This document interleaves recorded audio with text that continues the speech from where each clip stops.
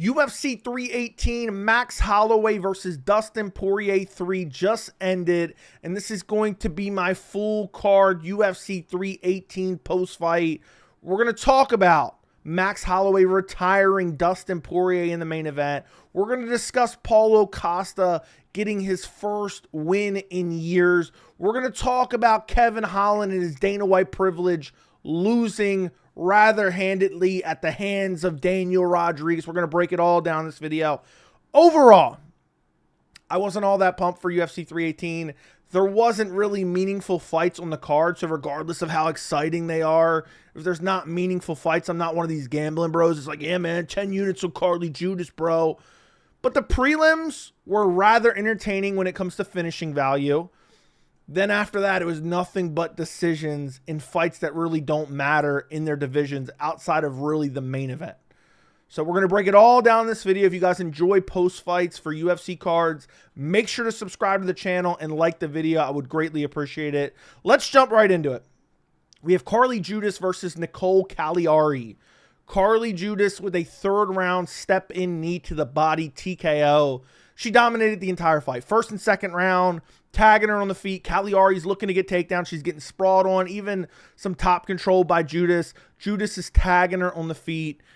Third round, I think early third round, Caliari shot a takedown, got her down, but Judice literally popped right back up to her feet, disengaged, starts tagging her on the feet again, and then boom, steps in, lands a nasty knee. Similar, dare I say, shades of Rainer de Ritter when he bullied and exposed Bo Nickel.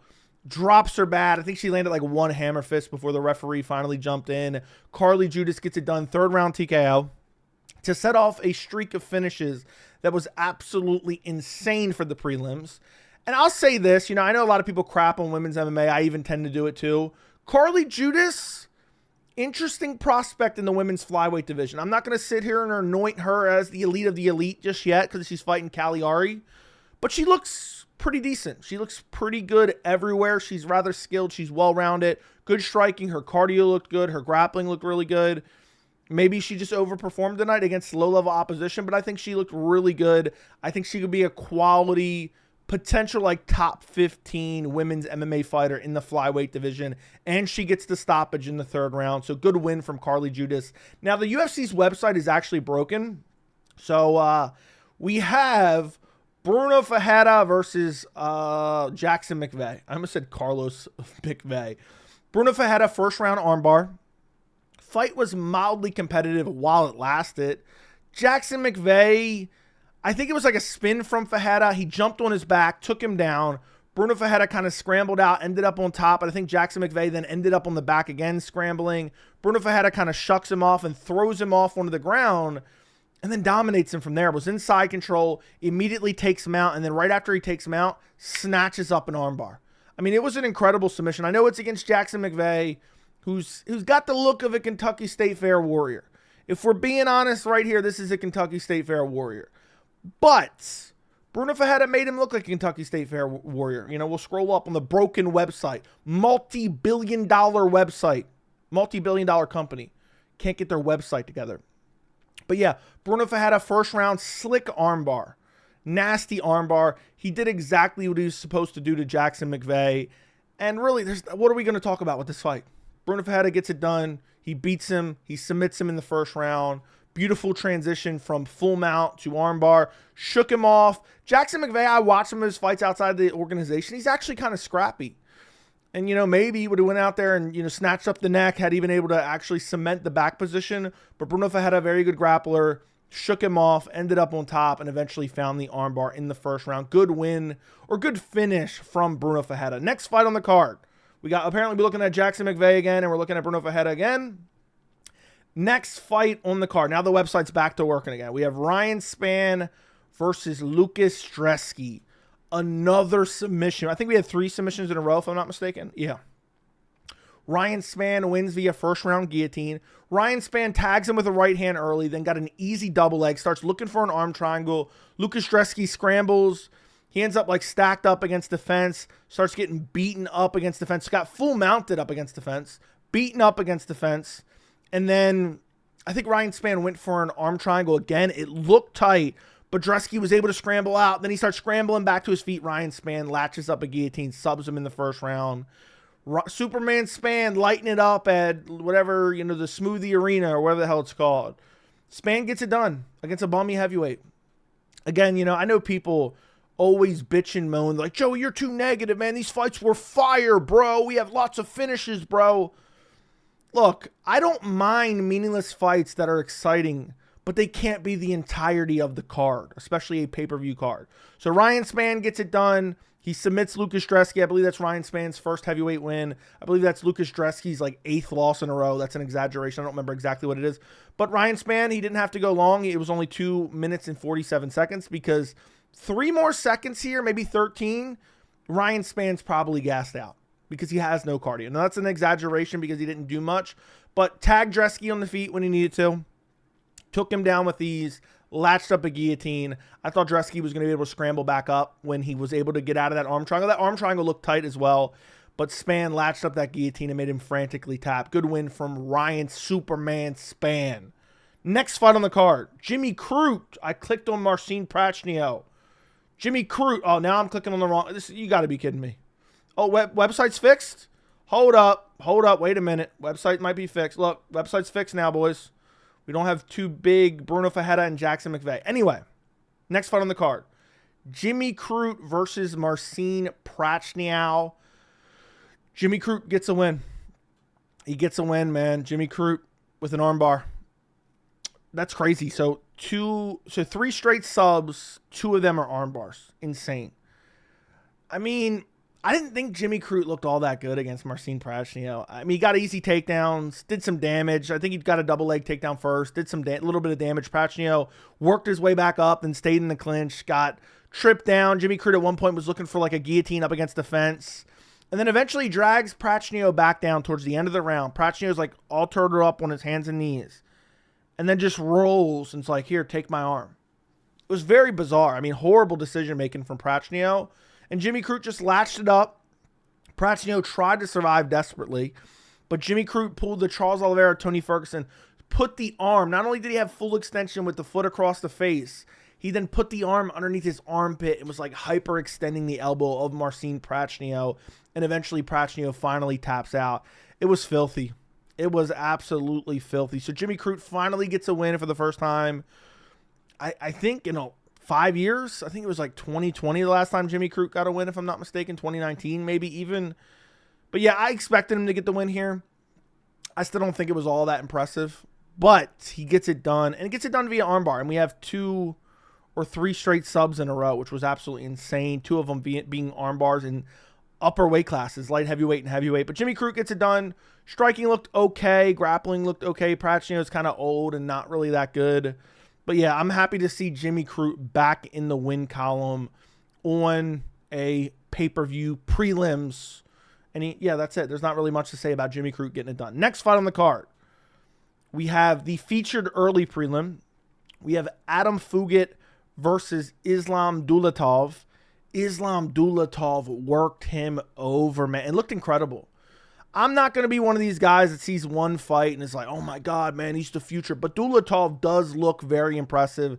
He gets it done via first round, brutal KO, drops him with a left hook, picture perfect and accurate ground and pound that puts him away really badly. I mean, a left hook ended him, but he wasn't completely out. He landed good ground and pound, sniped him with ground and pound shots that really put him away.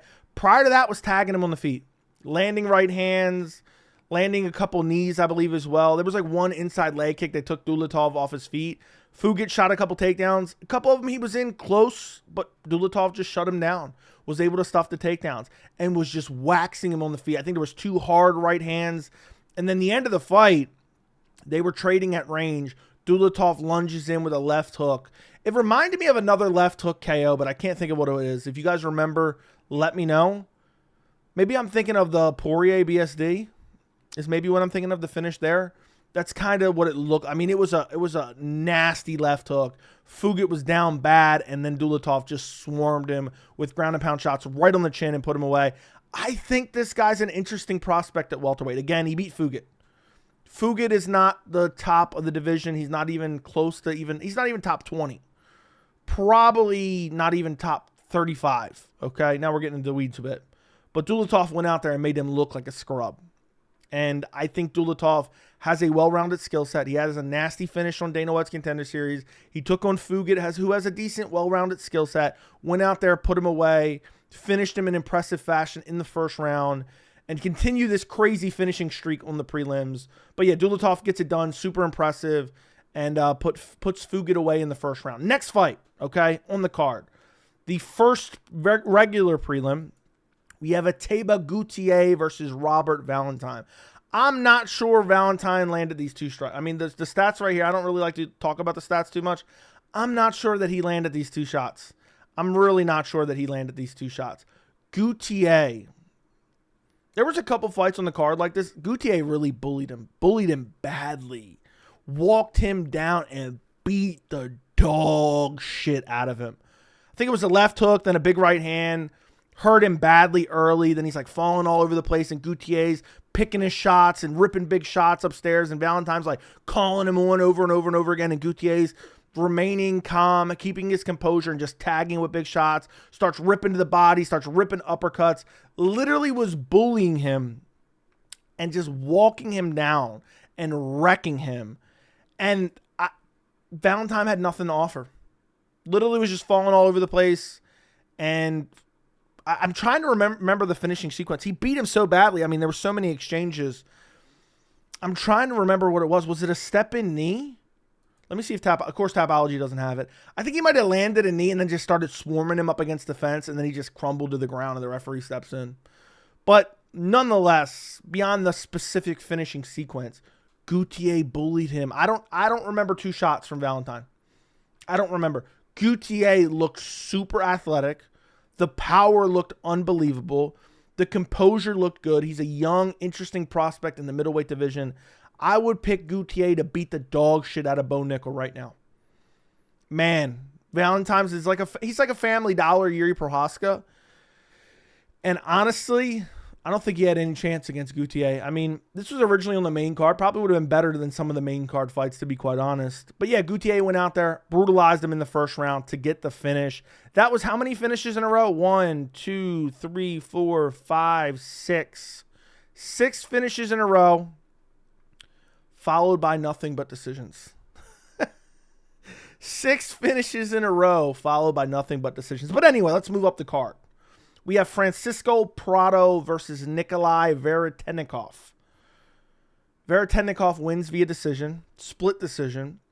I thought it should have went to Prado, but I think Prado has low fight IQ. First round, landed a big punch, took him down with ease, starts looking for submission attempts, ended up scrambling to his back, but then got shook off, starts looking for an armbar. How do these fighters not know if you're looking for a sub and someone picks you up 5 feet off the canvas in a position that they can slam you right on your fucking head, let go of the submission? So Veretennikov's losing the first round. Prado ends up falling off the top of Veretennikov's back, then looks for an armbar. Veretennikov just picks him up, slams him on his head. I honestly think if Nikolai would have followed up, he might have been able to finish him right there because it looked like Prado was literally out from the slam. So he ends up surviving, got smashed a little bit after being slammed on his head, and then both of them looked sloppy after that. Both of them looked like they were slowing down. Second round, I thought maybe Prado got dropped early, but I couldn't tell if it was a slip or I don't remember exactly what the sequence was. But there was he wasn't hurt badly, but Veretennikov was doing okay. Then Nikolai Veretennikov starts his series of spinning and spinning and spinning. He spins in the second round, gets caught on gets his back taken, gets German suplex Kurt Angle style, gets controlled a bit, eventually scrambles back up. They're going back and forth on the feet. They're both tired. I thought Prado clearly won the second round. Third round, Prado got taken down early, but immediately got back up. And then Veretennikov spins again, ends up giving up his back again, gets taken down again, gets full mounted, and Prado starts smashing him with 12-6 elbows, and then gets sloppy again trying to take the back, gets shaken off, and they both get back to their feet. I thought Prado won the third round. I thought he did way more damage. I don't know what the exact scorecards were, like round by round. I'm assuming they gave Prado the third. I'm assuming the two judges that gave Veretennikov, I'm assuming they gave him 1 and 2. Because if you're giving it to Nikolai, you have to give him 1 and 2. You can't give him 3. Got smashed with 12-6 elbows in the third round. Honestly, Prado, super low fight IQ. Veretennikov, super low fight IQ, spinning nonstop and getting taken down repeatedly. Gas tank didn't look that good. Prado takes way too much damage. He looks small at welterweight as well. Looks like he needs to go down to lightweight and be the, what is he, Brazilian? What is he? Argentinian. Drew Dober. That's what he needs to do. Look outsized in this fight. I still thought he won, though. I don't want to say it's a brutal robbery because second round was kind of close. If he was dropped early, you could maybe give it to Veretennikov. But I thought second and third round, Francisco Prado should have got the nod. Should have won 29-20. Should have been won 29-28. And I would have been on a clean sweep at this point, okay? We clean sweep the main card, too. Actually, we didn't.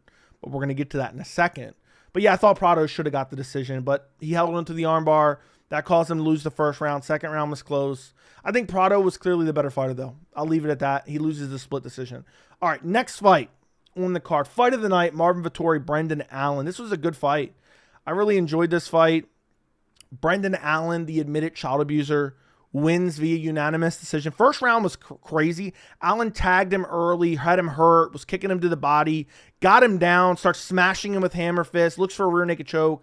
Ends up on bottom, and then Vettori starts smashing him on the ground. And then eventually they end up back on their feet, and I think Vettori starts clipping him with a few shots. I thought Vettori maybe barely edged out the first, but really you could give it to Brendan Allen. Like I was thinking back on it afterwards because Vettori did damage more towards the end of the round. It was like, okay, it's easy to forget what Brendan Allen did in the beginning of the round. I would have to go back and rewatch this, but I thought you could maybe give the first round to Vettori. They both did damage on the ground. Vettori landed a couple clubbing shots on the feet towards the end. Allen did his damage in the first half of the round. Vettori did his damage in the second half of the round. So I know that's not necessarily scoring criteria, but for me, watching it live, it felt like maybe Vettori could have edged out the first round. Then after that, essentially Brendan Allen just outstrikes him on the feet. Just tagging him on the feet. Vettori's landing shots as well, but Allen's just tagging him, working to the body. And Vettori just getting beat up, man, being a punching bag. And same for the third round. I mean, third round was closer than the second round. I thought Allen really just outstruck him in the second round. Third round was more of the same. They were getting very sloppy and starting to get tired in the third round. They're kind of brawling a bit. And I think Allen got a takedown in the third round, but really didn't do anything with it. And then I think late in the third round, Brendan Allen landed a really good knee up the middle. And I just thought Brendan Allen won this fight pretty clearly. Again, you could give it to him 30-27. I would give him at least 2 and 3. So at least 29-28, 2 and 3. You can make the case for the first round, like I said. But yeah, Brendan Allen gets it done. Then Brendan Allen, I didn't think about it in real time, so maybe Brendan Allen didn't think about it either. He was like, I'm not going to lose in front of my brother. My brother's here watching me. When he knows Marvin Vettori just lost his brother earlier this year in a fire. I don't know if it's his younger brother, but his brother was rather young, like 30 years old. And Allen's afterwards bragging about his brother, watching him in the crowd. That kind of, once that kind of hit me, I was like, damn. I don't know if he did that intentionally. Brendan Allen's a salty little bitch. So there's a chance he would do something like that intentionally. But I'm not 100% sure. But either way, Brendan Allen gets it done. The battle of the middleweights. Neither guy will ever be champion. Neither guy should never fight for a title, to be honest. And overall, though, I enjoyed the fight. Both guys were very aggressive. Both guys were landing good shots. I think Allen's striking has improved. But it's Marvin Vettori who basically got his brains bashed out not that long ago by, how did I forget that quick? Jarrett Cannonier. But Brendan Allen gets it done. Next fight on the card, the featured prelim, we have, why is that so far off the screen? We have Kyler Phillips versus Vinicius Oliveira. Kyler Phillips tried to take it to him early, was pushing forward, was landing some good shots. I would have to go, not again, but similar to what I was talking about earlier, I would have to go back and rewatch this first round because Oliveira was being so crazy and wild. He was falling over a couple times. I don't know if Kyler Phillips ever actually hurt him, but it looked like Oliveira got dropped or stumbled a couple times in the first round, but I don't think he actually was because he was fighting so aggressively. And in the first round, Phillips was looking okay. He was looking all right. And I thought it could go either way. I thought Oliveira landed some big shots in the first round, so I thought maybe you could give it to him. But really, first round's the only round you can give to Kyler Phillips. After that, Phillips started to slow down, and Oliveira walked. I mean, this fight card was literally people getting bullied left and right because Kyler Phillips literally got bullied. Vinicius Oliveira, Kyler Phillips round 2 and 3 is exactly what it would look like if I sparred Sean Strickland, and I'm Vinicius Oliveira. You know, similar to Gautier from earlier. I'd be Gautier, and that would be me in Strickland sparring. I would have got the finish. I'll tell you one thing. Oliveira is broke. He has no money in his bank account. I know that for a fact. You want to know how I know that for a fact? Because he was hunting for a finish, man. Phillips was running for his life. Oliveira's walking forward like he's taking a stroll around his neighborhood. Hands at his knees. His hands are exactly like they are in this picture. And he's walking forward squared up, throwing big shots. The only times he lifts his arms is when he's throwing big combinations. All the third round, he was looking for a finish. He was smashing him to the body. Nasty teep kicks, nasty body kicks, nonstop pressure, even up until the last, little bit of the third round. I mean, it was filthy. Oliveira has a very unique, exciting fight style. And while I don't know if it's going to be successful against the elite of the elite in the bantamweight division, it is very fun to watch, and I do think he's a good fighter, and I do think he's a legit top 15 guy. How far will he get? I think he could beat a guy like Rob Font, who I believe is still in the top 10. I'm trying to think if he's actually in the top 10, but either way, Oliveira goes out there, bullies Kyler Phillips, walks him down. Kyler Phillips had nothing. He had nothing. He had no firepower after the first round. Literally nothing. Oliveira walked him down and beat him up, looking for the finish from start to finish. Looked sloppy at times, looked off balance at times. If he fought a guy with power coming back, he would probably get exposed badly because he'd get chinned. But I think once Oliveira realized he didn't have to respect anything coming back from Phillips, he said, you know what, I'm just going to look for the finish because I want that 50K because I'm broke as hell. That's what it felt like to me. He doesn't get a bonus ultimately, but Oliveira gets it done against Kyler Phillips. Next fight on the card, the fight that opens up the main card. We have Michael Johnson versus Daniel Zellhuber. I mean, Michael Johnson, I think I scored all 3 rounds for Michael Johnson. Daniel Zellhuber should be embarrassed. So first round, Johnson kicked his legs out from underneath him. Daniel Zellhuber ends up on his back, throws like an up kick that catches Michael Johnson's shorts and kind of rips him a little bit. Michael Johnson grabs him, rips him the rest of the way, and then throws it still in the octagon, but I think he tried to throw it out of the octagon, so he's got like half shorts. Rest of the round, it's like Daniel Zellhuber just spamming head kicks that are blocked every single time. And basically the entire fight was Michael Johnson landing way better combinations and Zellhuber spamming head kicks over and over and over again that aren't landing. They're only landing to the forearms. And somehow the commentary team is acting like they score points. They're like, man, his arms are going to hurt tomorrow. Well, he's getting tagged on the feet, getting beaten up by a 40-year-old Michael Johnson. By the way, actually, I'm wrong. I have a note here. I take a couple notes when I'm watching the card because there's a lot of fights to go over. I actually thought Zellhuber won the last round. He was throwing side kicks to the body, landing more shots. And, yeah, I think there was a moment where Michael Johnson slipped and then Zellhuber kind of started spamming some shots there. But Zellhuber never looked for the finish. There was a lack of urgency, man. There was a lot. Daniels tonight, other than one of them, just lacked urgency. Michael Johnson, at damn near 40 years old, on a showcase fight for you, on a pay-per-view card, and you go out there and lay an egg, and I think it was Eric Nixick in his corner telling him, like, look, you got to go. You got to win this third round. You got to look for a finish. And Zellhuber never looked for a finish. And to be honest, Daniel Zellhuber, maybe that loss to Trey Ogden wasn't an aberration because he got outstruck by Michael Johnson.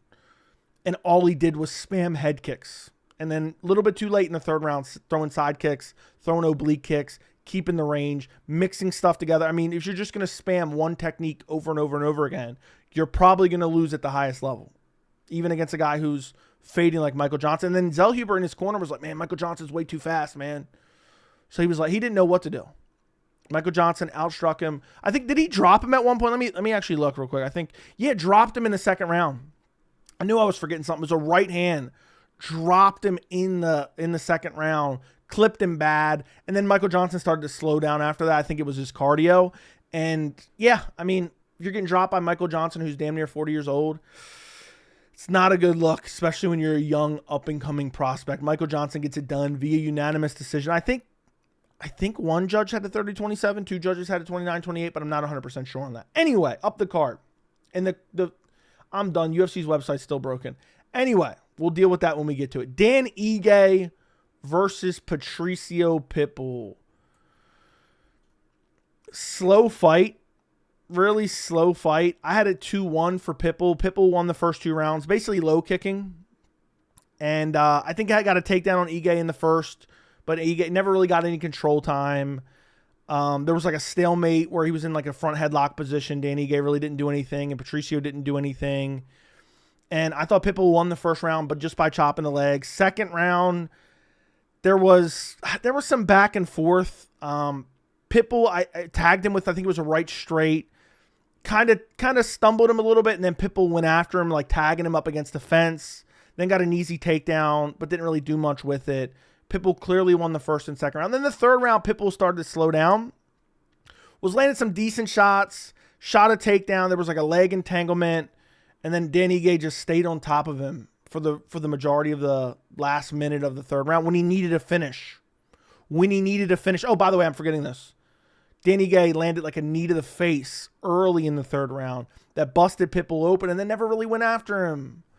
Never really had like a crazy sense of urgency to push the pace and look for a finish. So there was that. And then the leg entanglement at the end where he didn't even, like, he could have stood up and then maybe tried to look for a finish. But no, nope. I'll tell you this, Eric Nixick, because he coaches Danny Ige, he coaches Daniel Zellhuber, he needs to kick Sean Strickland out of the gym. Because that beta male soy boy who refuses to fight in undeserved title shots, I think it's wearing off on the rest of the gym. These guys don't seem like they want to fight even when they're down 2 rounds. That's my biggest takeaway from some of these fights. Ige and Zellhuber, no urgency in the third round. Absolutely no urgency in the third round. And they both lose because of it. So Pitbull gets his first UFC win. I still think he's kind of old. I still think he's kind of... he came to the UFC too late. End of story. So I don't know who they book him with against next, but at least he'll get a ranking now that he beat Dan Ige. Dan Ige didn't seem like himself. I don't know if he's injured under the weather. I don't know if I'm just making excuses for him. Dan Ige did not look like his normal self. He looked slow out there. He looked unwilling to engage. Maybe he was worried about the power coming back. I don't know. But it didn't look like a typical Dan Ige performance. Okay. Let's see if we can make this website work. Nope. So, featured fight on the card, because the website's not working out. We have Kevin Holland versus Daniel Rodrigues. Daniel Rodrigues wins via decision. What to say about this one? D-Rod was tagging him badly in the first round. Didn't drop him, but hurt him twice. Clearly won the first round. Second round, D-Rod hurt him multiple times, dropped him multiple times. There was a time where he dropped him with a punch, starts swarming him on the ground. I thought he put Kevin Holland out twice. Like flash KO'd him twice, but he kept waking up. The ref was about to jump in. Laid on for a little bit, let him back up, dropped him again, and then hurt him bad like towards the end of the round, which may have been a third drop, but Kevin Holland was kind of going in on a takedown, so maybe it wasn't. Daniel Rodrigues, I gave him the second round 10-8. Gave him the second round 10-8. I think it was the left hand. It was left hand 3 times that dropped him. Arguably 3 times. At least twice. Clear as day dropping him. Bullying Kevin Holland in the first and second round. Kevin Holland, I thought he was going to quit for sure. Third round, Daniel Rodrigues had blew his load in the second round. And Holland knew it. Holland was kind of dejected. Holland was kind of tired as well. But he went after it. Tagged him with a nasty uppercut. Dropped him. Almost finished him. There was a time where he hit him with a shot and it looked like Daniel Rodrigues was going to curl into a ball and quit. And I think it was Mike Beltran, ran in like he was going to stop it, but then let it go. And 1 second later, Daniel Rodrigues starts ripping back. But somehow D-Rod survives. Ends up, I think, getting a takedown late. I'm trying to remember how it happens. I think Holland like clinched up to him because he was tired. And then Daniel Rodrigues like tripped him down and then ended up having like half guard right into full mount. Did some damage there, but I still had Kevin Holland winning the third round 10-9. Man, people, I know people are going to try to clown picks, which is hilarious, clowning picks on a card that I did okay on. Because some of the bigger fights, I couldn't be happier to get this fight wrong. I can't stand Kevin Holland, his 45-70 ass, who gets Dana White privilege, literally, let me put him on the screen, has no business being on a pay-per-view main card. So at least this time he didn't quit. He quit against Wonderboy. He quit against Roman Dolidze. At least this time he didn't quit. This dude is perpetually given favorable matchups, tailor-made matchups on pay-per-view cards in big spots, and every time he fumbles the bag. Every single time he fumbles the bag. So good to see him lose. Daniel Rodrigues isn't that good, even in his prime. He's not in his prime anymore. And he still outstruck Kevin Holland. I don't ever want to see Kevin Holland mention the name of Ian Machado Gary again. Ian Machado Gary slumped this dude out in his prime. So I don't ever want, like, Kevin Holland has no business talking about him. Kevin Holland's a scrub. Kevin Holland has Dana White privilege. Anything else I need to say about Kevin Holland before we go? Anything else? I'm trying to think. Yeah, keep him off a pay-per-view main card. Let him go fight Bo Nickel. Kevin Holland, Bo Nickel makes a lot of sense because Kevin Holland's probably going to run back up to middleweight now, you know? So at least he doesn't win this fight. He won't have to worry about people recognizing him at Walmart. So anyway, Daniel Rodrigues gets it done in the featured fight on the card. Next fight on the card with the UFC's broken website, the co-main events. This website is so broken right now. I'm making this look like a fly-by-night video. By the way, guys, like the video. I would appreciate it. Paulo Costa versus Roman Kopylov. Costa gets it done, man. Costa was brutalizing him with an inside leg kick all first round. Kopylov wasn't throwing anything back. Got dropped with a right hand. Lost his mouthpiece. Was able to survive. Got his mouthpiece back. Cleared the 10-9 for Costa. Second round, Costa was smashing him early. Ripping to the body with a nasty body kick as well as hooks to the body as well. Bullying him. Kopylov was stumbling all over the place. Then like the last minute or so, Kopylov started to come back and land some decent shots, but nothing really great. Costa clearly won the second round. Third round, Kopylov was doing okay pressuring because Costa was really starting to get tired. But like he would land a big shot and then he would back off. Costa would like taunt him, like stick his tongue out. And then Kopylov would just back off. I don't know. So I actually had all 3 rounds for Paulo Costa. I will tell you this. Costa looked decent in this fight. He was ripping to the body. He was landing good shots. He was decently aggressive. Let's stop acting like the commentary team was like, vintage Paulo Costa. I saw people on social media like, man, Paulo Costa hasn't looked this good in years. Now, granted, that's true. He hasn't looked this good in years. But to act like him gassing out in a fight against, like the number 14 guy in Roman Kopylov, who was literally getting battered by Chris Curtis and basically got bailed out by that head kick at the end in a horrible stoppage. He would have won the decision anyway because of the head kick. But nonetheless, let's stop acting like that's a great win. Then he's calling out Khamzat, who already has a fight for a title in his next fight. Like, dude, you just won your first fight in 3 fucking years. Your last win. I mean, this is crazy. I'm pretty sure his last win, other than bummy-ass Luke Rockhold, who almost beat him, I'm pretty sure it might be Yoel Romero. I'm pretty sure. I'm not looking it up right now, and I'm tired right now. It's 3 o'clock in the morning. It's 7 p.m. in Vegas, though, as Dana would say. But yeah, I mean, I think people are overhyping Costa. They kind of like his like meme personality. But it was a decent performance from Costa. His striking looked clean. But I just think it's the opposition, man. Roman Kopylov looked small out there. He looked like he was getting bullied. Again, there was fights all night where guys were just getting absolutely bullied. And I think Costa, the fact that he's gassing out in a 3-round fight, I don't want to see him in a 5-rounder. I don't want to see him in a 5-rounder. And I think he struggled to make weight. I'm actually just surprised he showed up, to be quite honest. But nonetheless, Costa gets it done. Nasty body work. Looked fast. Looked actually aggressive in this fight. And gets it done over Roman Kopylov in the co-main event. This was a co-main event in 2025 of a pay-per-view. Anyway, next fight on the card. The fight you guys all want to hear about. Max Holloway versus Dustin Poirier 3 for the BMF title. Max Holloway gets it done, unanimous decision. I think the fight was closer than people were making it out to be. I think Max Holloway obviously won. Look. I know people are going to try to clown my pick, okay? They're going to clown that I picked Dustin Poirier, and what I said was a 50-50 fight. My prediction, let it be known, my prediction was not Dustin Poirier in this fight. I said multiple times on video, if Max Holloway eye pokes him twice, I'm taking Max Holloway. I said it against Ilya, and what a coincidence, he eye pokes him twice. Anyway, so I picked Max Holloway in this fight. Again, double eye poke. That means I'm taking Max Holloway. I'm predicting Max Holloway if there is 2 eye pokes in this fight, which there was. Anyway, Max tags him with a right hand early. Let me go through round by round really quickly because, I mean, there was a lot of action in this fight. I'm not going to remember every sequence. But basically, I had a 2-2 going into the 5th, and I had Max winning the 5th. Now, I wouldn't begrudge you if you had it 3-1 going into the 5th for Max. I think the only, honestly, thinking back on it right now, not having rewatched it, I wouldn't think you were that crazy if you said 4-0 for Max going into the 5th. I wouldn't honestly argue if you said 5-0 total for Max Holloway in this fight. But I think you have to give round 2 to Dustin. And I think 3 was close. And I think 4 was close. And I slightly edged Dustin Poirier in 4. He was landing some good jabs. I know the stats like had him crazy getting outstruck. I thought he landed the better shots in round 4. But anyway, round 1, Max dropped him early with a right hand. Kind of looked for the finish, then backed off. Dustin was landing some okay low kicks. Second round, Dustin was landing some decent shots. Then Max hurt him with a right hand. Then it was like a weird position because Dustin shot in on a takedown because Max was tagging him up against the fence.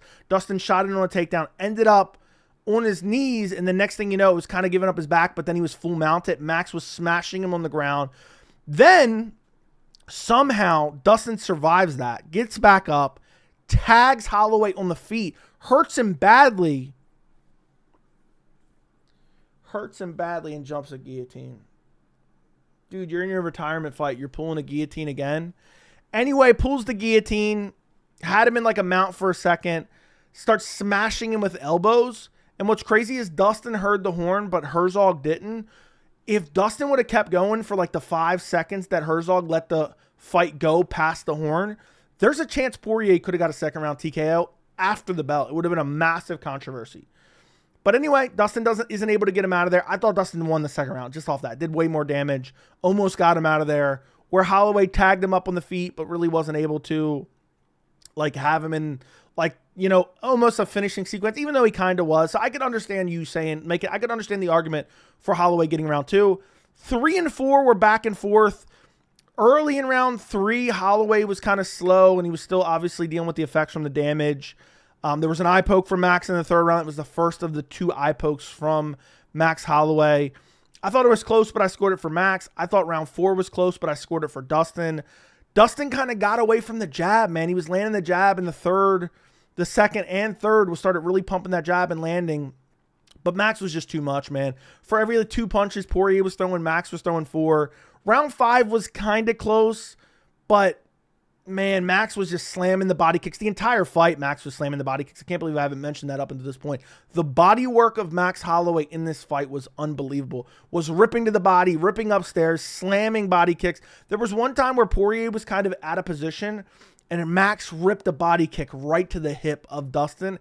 And I seen Dustin kind of react it, and I was like, damn, I wonder if that, you know, Dustin's known for having his bad hips, but yeah, Max was tagging him with body shots all fight. Round 5, there's a second eye poke. And then soon thereafter, Dustin doesn't even know what time it is. Max is like, there's 10 seconds left. I just double eye poked you. Let's point to the ground. Starts throwing down. Max immediately starts ripping to the body. Dustin lands like one right hand. Max just starts trying to overwhelm him with shots. Dustin's shelling up pretty well. Dustin clinches up in the last 5 seconds, which people are kind of clowning him for. And I do kind of get it. It's the BMF title. But let's not forget what Max did against Ilia Topuria. Ilia Topuria pointed to the center and Max ran away. But yeah, I had round 5 for Max. So essentially I had Max 3-2, but really 2nd, you can make an argument, and 4th, you can make an argument for Max Holloway. Max was just the fresher fighter throughout the fight. He just was the faster fighter. I think Dustin, this fight really showed that he needs to retire. He looks slow. I mean, I understand Dustin's not in his prime anymore. I understand Dustin, you know, he got beat by Islam. He took a year off. He was already kind of in the later stages of his career. He really didn't even deserve that title shot. But, man, he looks slower this fight. He looks much slower than he did in the Islam fight. And I really do think he's actually retiring at the perfect time. And the fact that Max gets the decision, Max is younger, but Max has been around forever.